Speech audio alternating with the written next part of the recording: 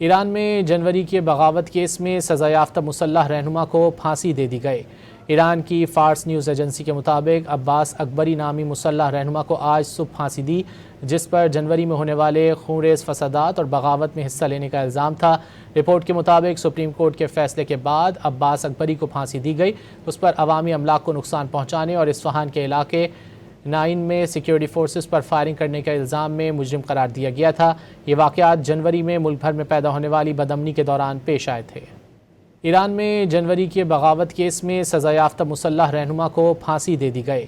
ایران کی فارس news agency کے مطابق عباس اکبری نامی مسلح رہنما کو آج صبح پھانسی دی، جس پر جنوری میں ہونے والے خونریز فسادات اور بغاوت میں حصہ لینے کا الزام تھا۔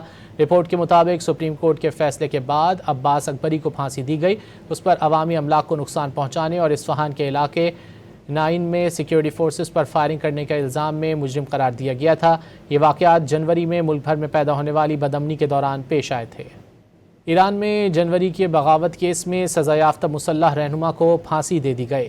ایران کی فارس نیوز ایجنسی کے مطابق عباس اکبری نامی مسلح رہنما کو آج صبح پھانسی دی، جس پر جنوری میں ہونے والے خونریز فسادات اور بغاوت میں حصہ لینے کا الزام تھا۔